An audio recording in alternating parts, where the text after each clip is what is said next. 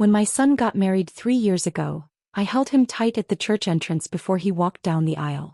He smelled like cologne and new fabric, and I remember thinking how proud his father would have been if he were still alive.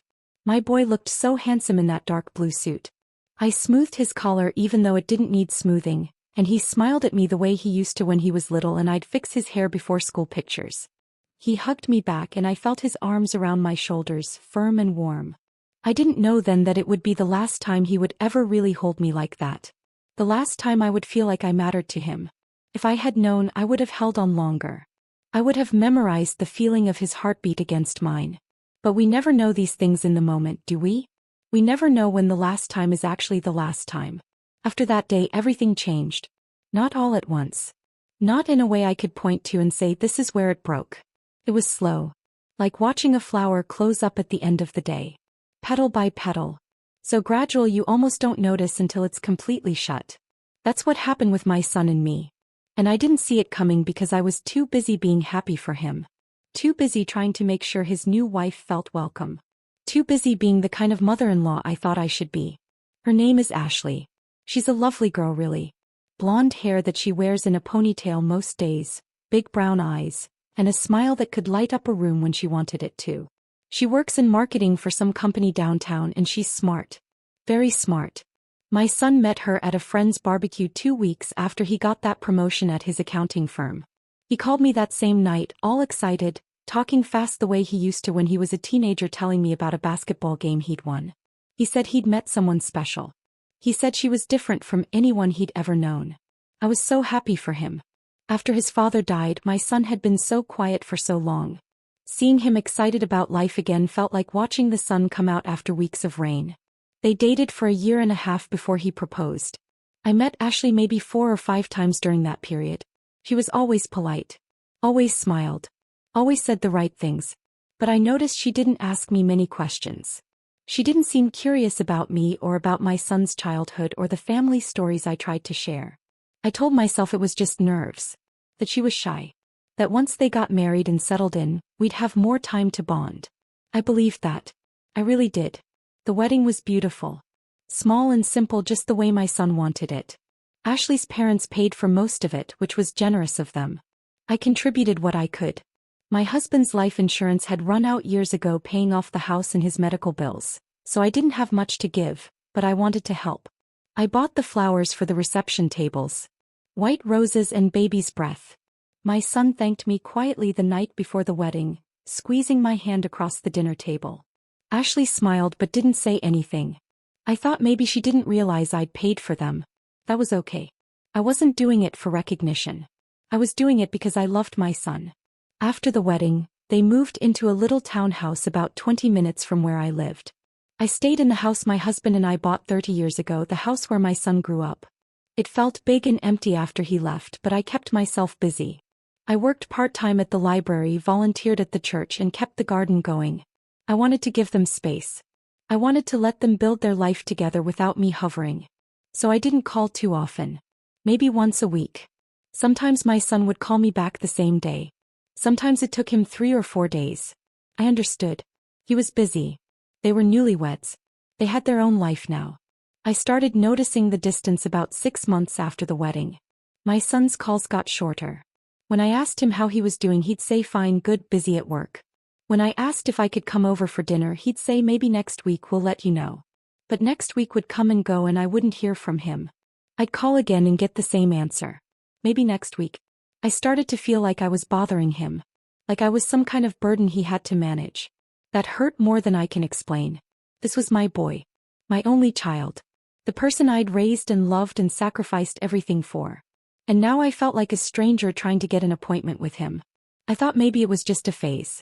That newlyweds go through a period where they want to be alone, just the two of them building their world. I told myself to be patient.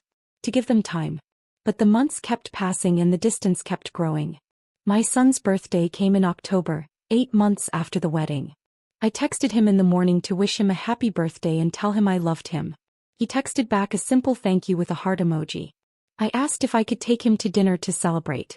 He said they already had plans. He didn't invite me to join them. I sat in my kitchen that night and cried into my cup of tea, feeling foolish and small and so terribly alone. Thanksgiving came and I thought surely they'd invite me over. We'd always done Thanksgiving together when my husband was alive, and even after he passed my son and I kept the tradition. It was our day. But that year Ashley's parents invited them to their house in another state and they went. My son called me Thanksgiving morning and said they were sorry that it was last minute, that Ashley's mom really wanted them there. I told him it was fine. I told him to have a good time. I told him I understood. But after I hung up, I sat at my kitchen table and stared at the turkey breast I'd bought for the two of us, and I didn't understand at all. I ate a sandwich that night and went to bed early, trying not to feel sorry for myself. Christmas was worse. I invited them over for Christmas Eve dinner the way we'd always done. My son said they'd try to stop by, but they had a lot of parties to go to. They didn't stop by. I waited until 9 o'clock at night with the ham drying out in the oven and the green beans going cold. I finally ate alone and put the rest in the fridge. My son texted me at 10:30 saying sorry things ran late, Merry Christmas. I stared at that text for a long time. It felt like a door closing. Like something ending that I didn't know how to stop. I decided I needed to try harder. Maybe I wasn't making enough effort. Maybe I was being too passive, waiting for them to invite me instead of taking initiative. So I started texting more. I'd send my son funny articles I found online or pictures of the garden or recipes I thought Ashley might like. He'd respond sometimes with a thumbs up or a short, "That's nice, Mom." I'd ask if I could bring dinner over one night, something home-cooked so they wouldn't have to worry about cooking after work. He'd say they were eating out or they already had plans. Every offer I made seemed to hit a wall. Every attempt to connect felt like it was bouncing back at me. I started wondering if I'd done something wrong. If I'd offended Ashley somehow without realizing it. I replayed every conversation we'd ever had in my mind, searching for the moment I might have said something hurtful or stepped out of line. But I couldn't find it. I'd been nothing but kind to her. Nothing but welcoming. I'd never criticized her or interfered in their marriage or given unsolicited advice. I'd bent over backward to be the kind of mother-in-law who didn't meddle. Who gave space. Who respected boundaries. And yet somehow I'd ended up on the outside looking in, watching my son's life from a distance like a neighbor peering through a fence. One afternoon in January, about a year after the wedding, I drove over to their townhouse without calling first. I know that probably wasn't the right thing to do, but I was desperate. I missed my son. I needed to see him. I needed to understand what was happening. I brought a casserole I'd made, chicken and rice, his favorite from when he was growing up. I figured even if they didn't want company, at least they'd have a good meal. Ashley answered the door. She looked surprised to see me. Not happy surprised. Just surprised. She was wearing yoga pants and an oversized sweatshirt, and her hair was up in a messy bun. She didn't smile. She said, "Oh, hi." Just like that. Flat. No warmth in it. I held up the casserole dish and tried to sound cheerful. I said, "Hi, sweetheart. I made too much food and thought you two might like some. Is my son home?" She looked at the dish, then back at me. She said, "He's at work. He won't be back until late." I nodded. I asked if I could come in for just a minute just to put the food in the fridge. She hesitated. Actually hesitated. Like she was deciding whether to let me into the house my son lived in. Finally she stepped aside and let me in. The townhouse was neat and modern, decorated in grays and whites with little pops of color. It didn't feel like my son's home. Felt like a magazine spread. Cold and perfect. I walked to the kitchen and put the casserole in the fridge. Ashley stood in the doorway watching me. I asked her how she was doing, how work was going, if they needed anything. She answered in short sentences. "Fine. Good. Oh." I felt like I was intruding. Like I was some kind of unwanted salesperson she couldn't wait to get rid of. I thanked her for letting me drop off the food and told her to tell my son I said hello. She nodded. She walked me to the door and closed it before I even got down the front steps. I sat in my car in their driveway for a few minutes, trying to pull myself together. I felt humiliated. I felt unwanted. I felt like I'd crossed some invisible line I didn't even know existed. I drove home and cried the whole way. That night my son texted me. He said thanks for the food but please call before coming over next time. That was it. No, "How are you?" or "I miss you," or "Let's get together soon." Just a polite request to not show up unannounced. I texted back and said of course I'm sorry, I should have called. He didn't respond. The months dragged on. I kept trying to find ways to be part of their life without overstepping. I'd send cards for no reason, just thinking of you cards with little notes inside.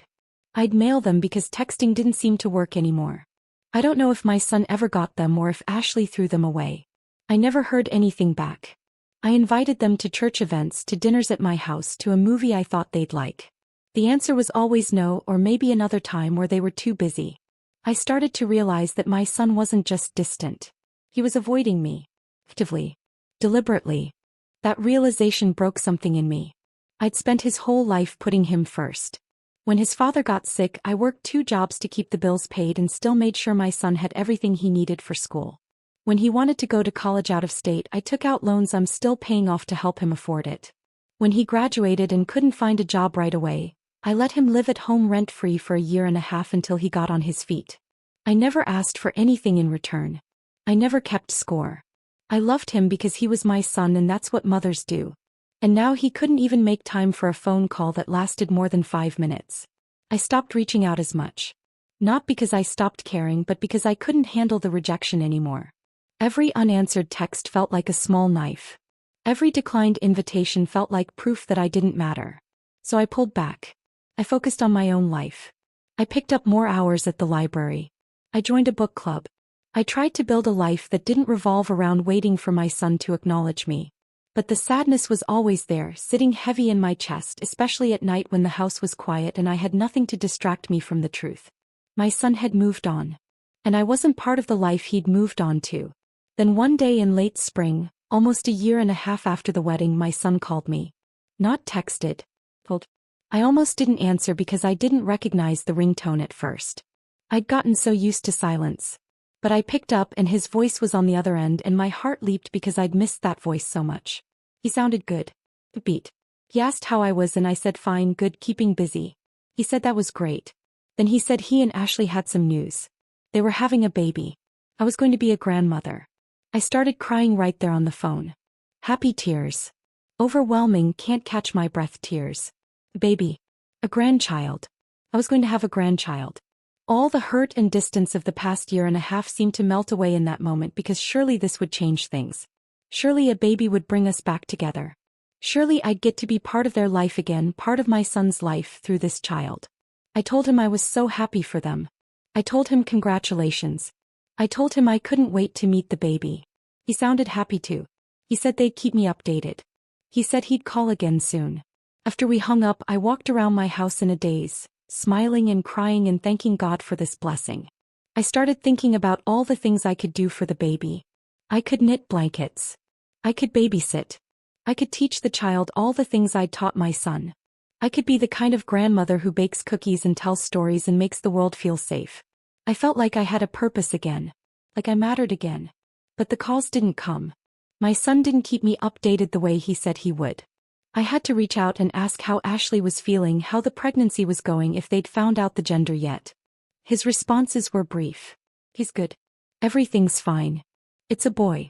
I asked if I could come to one of the ultrasound appointments with them. He said they wanted to keep those private, just the 2 of them.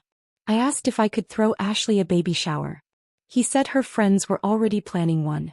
I asked if I could at least come to the shower. He said he'd ask Ashley and get back to me. He never got back to me. I found out later from a mutual friend that the shower had already happened. They hadn't invited me. My own son's baby shower, and I wasn't invited. I didn't confront him about it. I didn't call him crying or demanding an explanation. I just absorbed it. I swallowed the hurt and added it to the growing pile of hurt I'd been collecting for 2 years. I told myself maybe Ashley didn't want a lot of people there. Maybe it was a small thing. Maybe they just forgot. But I knew none of that was true. I knew I'd been deliberately left out. I just didn't know why. The baby was born in November. My son texted me a picture. A tiny wrinkled face with a little blue hat, eyes closed, bundled in a hospital blanket. He was beautiful. Perfect. I stared at that picture for hours. I asked if I could come to the hospital to meet him. My son said they wanted a few days to settle in first, just the 3 of them. He said he'd let me know when it was a good time to visit. Days turned into a week. A week turned into 2. I finally just drove over one Saturday morning, bringing gifts I'd bought, a stuffed bear and a handmade blanket I'd stayed up late finishing. Ashley answered the door again. She looked tired. Dark circles under her eyes, hair pulled back, spit-up stain on her shoulder. I felt a rush of sympathy for her. I remembered those early days with my son, how exhausted I'd been, how overwhelming it all felt. I smiled and said I wouldn't stay long. I just wanted to meet my grandson and drop off a few things. She sighed. Actually sighed. Then she let me in. The baby was asleep in a bassinet in the living room. I tiptoed over and looked down at him and my heart just melted. He was so small. So peaceful. I wanted to pick him up but I didn't dare without asking. Ashley stood a few feet away, arms crossed, watching me. I asked if I could hold him. She said he'd just fallen asleep and she didn't want to wake him. I nodded. I understood. I asked his name. She said they'd decided on Carter. I told her it was a beautiful name. She didn't respond. My son came downstairs then. He looked tired too, but he smiled when he saw me. He said, "Hey, Mom." I wanted to hug him, but something in his body language stopped me. He stood next to Ashley and they looked like a unit. A closed circle. And I was on the outside. I told them congratulations again. I told them Carter was beautiful. I handed over the gifts. Ashley took them and said thanks in that same flat voice she always used with me. My son walked me to the door after just 10 minutes. He said they appreciated me stopping by, but they were trying to get Carter on a sleep schedule and visitors were hard right now. I said I understood. I said I'd give them space. I said to call me if they needed anything. He nodded and closed the door. I cried in the car again. I seemed to cry in the car a lot those days. I just met my grandson for the first time and I'd been there for 10 minutes. 10 minutes. I wasn't allowed to hold him. I wasn't invited to stay. I wasn't asked to help. I drove home feeling more alone than I'd ever felt in my life. The weeks went by and I barely heard from them. I'd text and ask how Carter was doing and my son would send a one-word answer. Good. Fine. Great. I asked if I could come visit again. He said they'd let me know. They never let me know. Christmas came again. I invited them over. They went to Ashley's parents' house. I spent Christmas alone for the second year in a row, this time knowing there was a grandchild out there I wasn't being allowed to see. I started to feel angry. Not loud angry. Not yelling angry. But a quiet, deep anger that sat in my stomach like a stone. I'd done nothing wrong. Nothing. And yet I was being shut out of my son's life, out of my grandson's life, for reasons no one would explain to me. I thought about confronting my son. About calling him and demanding to know what I'd done to deserve this treatment. But I was afraid. Afraid that if I pushed too hard he'd cut me off completely. Afraid that the little bit of contact I still had would disappear entirely. So I stayed quiet. I accepted the crumbs they threw me and pretended I was fine. Then one day in February my son called. Another rare phone call. He said they needed to talk. My heart dropped. Nothing good ever starts with "we need to talk." He said he and Ashley had been discussing things and they felt like I was putting too much pressure on them. That I was too involved. That I needed to respect their boundaries. I barely knew what to say. I asked what I'd done. He said it wasn't any one thing, just a pattern. I asked him to explain. He said I texted too much, stopped by unannounced, made them feel guilty when they couldn't include me in things. I felt like I'd been slapped. I told him I'd only stopped by unannounced twice in 2 years. I told him I only texted because he never called. I told him I'd been trying so hard to give them space that I felt like I barely existed in his life anymore. There was a long silence. Then he said, "Mom, this is exactly what I'm talking about. You're making this about you. It's not about you. It's about us and our family and what we need." I wanted to scream. I wanted to tell him that I was his family too. That I was his mother. That I'd earned the right to be part of his life. But I didn't. I just said okay. I said I was sorry if I'd made him feel pressured. I said I'd back off. He said thank you. He said he loved me. But it didn't sound like love. It sounded like relief. Like he was glad to finally have an excuse to push me even further away. After that call I stopped reaching out altogether. I didn't text. I didn't call. I didn't send cards. I waited to see if my son would notice. If he'd realize how quiet I'd become and reach out to check on me. But he didn't. Weeks went by. Then months. I heard nothing. It was like I'd never existed. I saw pictures of Carter on my son's social media. Pictures of him smiling and growing and hitting milestones, and I wasn't in any of them. I wasn't there. I was watching my grandson grow up through a screen like a stranger. I fell into a depression. I stopped volunteering at the church. I stopped going to book club. I went to work and came home and sat in the quiet house and felt sorry for myself. I knew I shouldn't. I knew there were people with bigger problems. But the pain was real and it was mine and I didn't know how to carry it. I'd lost my husband to cancer and now I'd lost my son to a marriage I didn't understand. I felt like everything I'd loved had been taken from me. One night in late spring, almost 3 years after the wedding, I decided I couldn't live like this anymore. I couldn't keep waiting for my son to come back to me. I couldn't keep mourning a relationship that was clearly over. I needed closure. I needed to know once and for all why this had happened. So I drove to their townhouse. I didn't call first. I knew if I called he'd tell me not to come. I needed to see him face to face. I needed him to look me in the eye and tell me why he'd abandoned me. It was a Saturday evening. I knocked on the door and waited, my heart pounding. Ashley answered. She looked annoyed the second she saw me. She said, "What are you doing here?" I said, "I need to talk to my son." She said, "He's busy." I said, "I'll wait." She started to close the door but I put my hand on it. I said, "Please. I just need 5 minutes." She stared at me for a long moment. Then she turned and called for my son. He came to the door holding Carter, who was almost 2 years old now, a toddler with dark curly hair and big eyes just like my son's. My son looked uncomfortable. He said, "Mom, what's going on?" I said, "I need to know what I did wrong." He glanced at Ashley then back at me. He said, "Can we talk about this later?" I said, "No, we can't. Because later never comes with you. I need to know now. I need you to tell me why you don't want me in your life anymore." Ashley stepped forward. She said, "You really want to know?" My son said, "Ashley, don't." But she ignored him. She looked at me with cold eyes and said, "You're too much. You're always hovering, always needy, always making everything about your feelings. We have our own life now. Our own family. And we don't need you constantly reminding us that you're lonely. It's exhausting." I felt like the ground had disappeared under me. I looked at my son waiting for him to defend me, to tell her she was wrong. But he didn't. He just looked down at Carter and stayed silent. And that silence told me everything. I took a step back. I said, "I'm sorry you feel that way. I was only trying to be part of your life. But I understand now. I won't bother you anymore." I turned and walked to my car. My son called after me. He said, "Mom, wait." But I didn't wait. I got in my car and drove away and I didn't cry this time. I was too numb to cry. I just felt empty. Hollow. That was 8 months ago. I haven't seen my son since. He texted me a few times after that night saying we should talk, saying he didn't want things to be like this. But I didn't respond. What was there to say? He'd made his choice. He'd stood there and let his wife call me needy and exhausting and he hadn't said a word in my defense. That told me where I stood. I wasn't worth defending. I wasn't worth fighting for. I've spent these past months trying to rebuild my life without him. It's hard. Some days are better than others. I go to work. I tend the garden. I read books. I try not to think about the grandson I'll never know, the relationship I'll never have. I try not to think about that last hug on his wedding day when everything still felt possible, when I still believed love was enough. I've learned some things in this silence.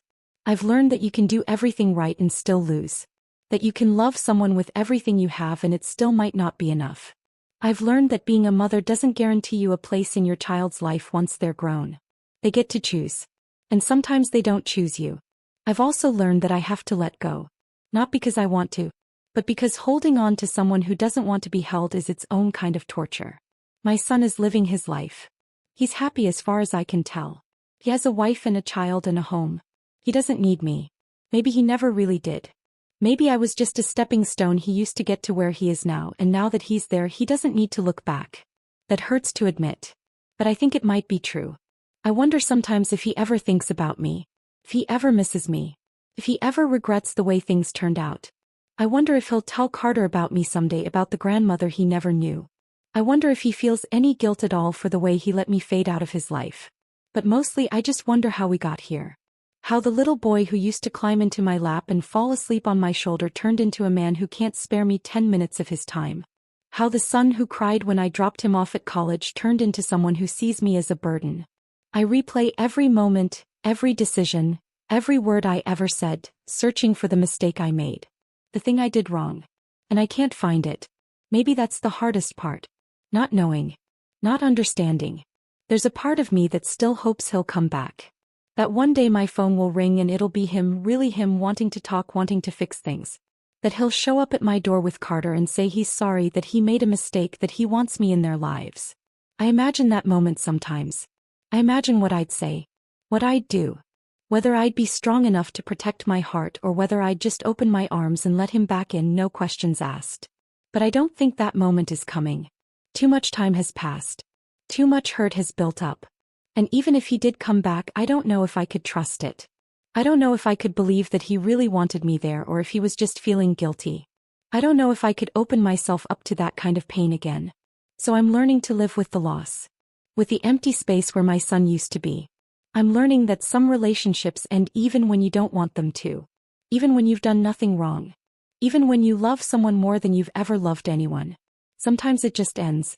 And you have to find a way to keep going. I think about that hug a lot. The last real hug we ever had. I can still feel it if I close my eyes. The weight of his arms around me. The smell of his cologne. The way he squeezed just a little tighter before letting go. If I'd known it was the last time, I would have held on forever. I would have memorized every second. I would have told him how proud I was, how much I loved him, how grateful I was to be his mother. But I didn't know. And now it's too late. I've started going back to church. Not because I'm particularly religious, but because it's nice to be around people. To feel like I'm part of something. The pastor talks a lot about forgiveness. About letting go of bitterness. About trusting that God has a plan even when we can't see it. I'm trying to believe that. I'm trying to forgive my son for the way he's treated me. I'm trying to forgive Ashley for the things she said. I'm trying to forgive myself for whatever I did or didn't do that led to this. Some days I manage it.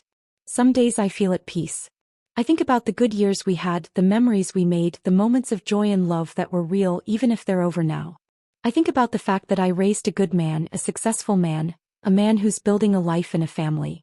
That's something to be proud of even if I'm not part of it anymore. But other days the grief comes back heavy and thick. I'll see a mother and son together at the grocery store laughing, and I'll have to leave my cart and walk out before I start crying. I'll see a picture of a grandmother holding her grandchild on social media and I'll have to close the app because it hurts too much. I'll wake up in the middle of the night and reach for my phone wanting to call my son, wanting to hear his voice, and then I'll remember that he doesn't want to hear from me. Those are the hard days. The days when I wonder if it's worth it to keep going. If it's worth it to keep getting up and going through the motions when the person I did it all for doesn't care. But then the sun comes up. And I make my coffee. And I go out to the garden and pull weeds and water the flowers my husband planted 20 years ago. And I remember that I'm still here. That I still have a life even if it's not the life I wanted. That I still matter even if my son doesn't think so. I've thought about writing him a letter. Telling him everything I've felt these past 3 years. All the hurt, all the confusion, all the love that's still there underneath the pain. But I don't know what good it would do. He's made it clear where I stand. A letter isn't going to change that. And part of me thinks that maybe it's better this way. Maybe it's better to let it end quietly without a big confrontation, without more words that can't be taken back. Maybe silence is kinder than the truth. I've also thought about reaching out to Ashley. Asking her if we could talk woman to woman, mother to mother. Asking her what I did to make her dislike me so much. Asking her if there's any way to fix this. But I already know the answer. She doesn't want me around. She's made that clear.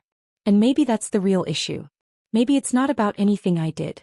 Maybe she just never wanted a mother-in-law in her life. Maybe she wanted my son all to herself and I was always going to be in the way no matter how hard I tried not to be. That thought makes me sad for her too. Because one day if she has a daughter who gets married, she might find herself in my shoes. She might find herself on the outside of a life she helped create. And she'll understand then what this feels like. But I don't wish that on her. I don't wish this pain on anyone. I'm not sure what the lesson is here. I'm not sure there is one. Maybe it's just life. Maybe sometimes people grow apart and there's nothing you can do about it. Maybe the mistake I made was loving too much, needing too much, expecting too much. Or maybe I didn't do anything wrong and this is just the way things turned out. Maybe not every story has a happy ending. Maybe not every relationship can be saved. What I do know is this: I gave my son everything I had. I loved him the best way I knew how. I sacrificed and worked and worried and prayed. I showed up for every game, every recital, every parent-teacher conference. I held him when he cried. I celebrated his successes. I was there. Always. And if that wasn't enough for him, if I wasn't enough for him, then that's something he has to live with, not me. I don't regret being his mother. I don't regret the years I spent raising him, loving him, believing in him. Those years were real. That love was real. Even if it's over now, it still mattered. It still counts. I just wish I'd known that last hug was the last hug. I wish I'd known to hold on tighter. To say more. To make it last. But we never know these things, do we? We never know when we're living the last of something. We only know it's gone when we reach for it and find empty space. So I'm living with the empty space now. I'm learning to be okay with it. Or at least I'm trying to. Some days are harder than others. Some days I miss him so much it feels like a physical ache. Some days I'm angry at him for throwing me away like I didn't matter. Some days I just feel tired. Tired of hurting. Tired of hoping. Tired of trying to make sense of something that doesn't make sense. But I keep going. What else can I do? I wake up. I go to work. I tend the garden. I read my books. I talk to my friends. I smile when I'm supposed to smile. I pretend I'm fine when people ask how I'm doing. And maybe one day it won't be pretend. Maybe one day I really will be fine. Maybe one day I'll think about my son and it won't hurt so much. Maybe one day I'll be able to let him go completely with love and without bitterness. I'm not there yet. But I'm trying. I'm trying to forgive him. I'm trying to forgive myself. I'm trying to accept that this is how the story ends. Not with a reconciliation. Not with an apology. Not with that moment I keep imagining where he shows up and says he's sorry. Just with silence. With distance. With two people who used to be everything to each other becoming strangers. It's not the ending I wanted. But it's the ending I got. And I have to find a way to live with it. I think the hardest part is knowing that somewhere out there my grandson is growing up without me. He's learning to talk, to walk, to see the world. He's having birthdays and Christmases and first days of school. And I'm not there. I'll never teach him to ride a bike or bake cookies or tell him stories about his father when he was little. I'll never be grandma to him. I'll just be a name, if that. A woman his parents don't talk about. A gap in the family tree that no one bothers to explain. That breaks my heart more than anything else. Not for me but for him. Because every child deserves to be loved by as many people as possible. Every child deserves to know their family, their history, where they came from. And he won't know me. He won't know how much I wanted to love him. How much I already do love him even from this distance. He won't know that I think about him every single day. That I pray for him every night. That I would give anything to be part of his life. But maybe that's okay. Maybe it's better for him not to know what he's missing. Maybe it's better for him to just have the family he has without complications, without tension, without a grandmother who his mother thinks is too needy. Maybe I'm doing him a favor by staying away. Maybe my absence is a gift, even if it doesn't feel like one. I don't know. I don't have the answers. I just have the questions and the hurt and the quiet house that used to feel like home but now just feels empty. I look at the pictures of my son sometimes. The ones from when he was little. Birthday parties and baseball games and Christmas mornings. His gap-toothed smile. His messy hair. The way he used to look at me like I hung the moon. I wonder where that little boy went. I wonder if he's still in there somewhere underneath the man he became. I wonder if he ever misses me the way I miss him. But I'll probably never know. And I have to be okay with that. So here I am. 3 years after that last hug. 3 years of silence and distance and hurt. 3 years of learning to live without the person I loved most in the world. It's not the life I imagined. It's not the life I wanted. But it's the life I have. And I'm doing my best with it. If there's a lesson in all this, I guess it's that love isn't always enough. That you can give someone everything and they can still walk away. That being a parent doesn't guarantee you a place in your child's adult life. They get to choose. And sometimes they don't choose you. And you have to find a way to live with that. To let them go. To accept that the relationship you thought would last forever has an expiration date. It's the hardest thing I've ever done. Harder than losing my husband. Harder than any challenge I've ever faced. Because at least when my husband died, I knew he loved me. I knew he didn't want to leave. I knew I mattered to him until the very end. But with my son, I don't have that. I don't know if I ever really mattered. I don't know if he ever really loved me the way I loved him. And that uncertainty is its own kind of grief. But I'm still here. I'm still standing. I'm still trying. And maybe that's enough. Maybe that's all any of us can do. Keep going. Keep breathing. Keep finding reasons to get up in the morning. Keep believing that somewhere, somehow, there's still good in the world even when everything feels broken. I don't know if my son will ever read this. I don't know if he'd care if he did. But if you're reading this, if you're going through something similar, I want you to know you're not alone. I want you to know it's okay to grieve a relationship that's still technically alive. It's okay to miss someone who's still here but feels gone. It's okay to be hurt. It's okay to be angry. It's okay to not be okay. And it's also okay to keep going. To keep living. To keep finding joy in small things even when the big things are broken. To keep loving yourself even when the people you love don't seem to love you back. You're not too needy. You're not too much. You're not the problem. You're just someone who loved deeply and got hurt. And that's not a weakness. That's proof that you're human. That you're real. That you have a heart that still works even when it's breaking. So hold on. Keep going. One day at a time. One breath at a time. One moment at a time. The pain won't last forever. Or maybe it will, but you'll get stronger. You'll learn to carry it. You'll learn that you're more resilient than you ever thought possible. You'll learn that you can survive losing the person you thought you couldn't live without. And maybe, just maybe, you'll find peace. Not the peace that comes from having everything you want, but the peace that comes from accepting what is. From letting go. From knowing that you did your best and that has to be enough. That's where I am now. Still healing. Still hurting. But also still hoping. Still believing that tomorrow might be a little easier than today. Still believing that somewhere in all this pain there's meaning. There's growth. There's a reason I'm still here, still fighting, still trying. And that's enough.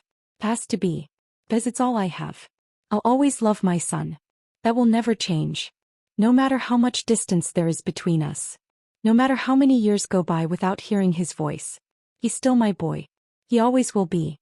And that last hug on his wedding day, that last moment when I felt like I mattered to him, that's something I'll carry with me forever. It's a memory no one can take away. Even if it was the last time. Even if I never get another one. It still happened. It was still real. And for a little while I got to be his mom. I got to hold him and love him and believe that I mattered. And maybe that has to be enough. Maybe that's all any of us get in the end. Moments. Memories. The knowledge that we loved even if that love didn't last. So I'll keep going. I'll keep living. I'll keep hoping that one day the hurt will fade and all that'll be left is the love. The good memories. The gratitude for the years I had even if they're over now. Because that's all any of us can do. Keep going. Keep loving. Keep believing that somehow in ways we can't see, it all means something. Even when it feels like it doesn't. Even when it hurts. Even when we're alone. We keep going. And that's enough. Has to be.